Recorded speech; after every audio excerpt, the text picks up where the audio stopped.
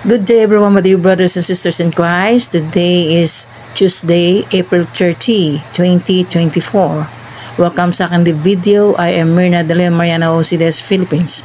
Would like to share the gospel for today. Let us pray first to the Holy Spirit. Come, Holy Spirit, grant us the gift of counsel. And our gospel for today is according to St. John chapter 14, verses 27 to 31. Ang pangako tungkol sa Espiritu Santo. Ang mabuting balita mula sa aklat ng San Juan. Kapayapaan ang iniiwan ko sa inyo. Ang aking kapayapaan ang ibinibigay ko sa inyo. Hindi ito katulad ng kapayapaang ibinibigay ng mundo.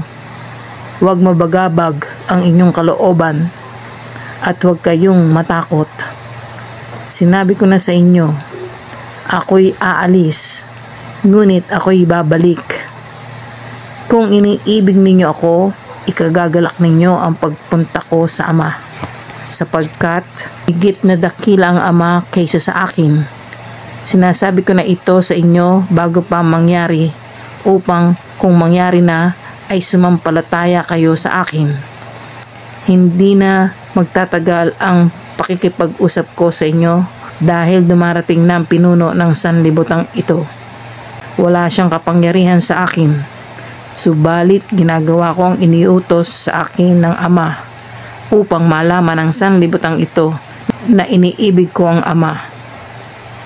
Tayo na, lumakad na tayo. Ang mabuting balita ng Panginoon. Pinupuri ka namin, Panginoon Jesucristo. Let us pause for a while and let us pray. Father, you restored your people to eternal life by raising Christ your Son from death.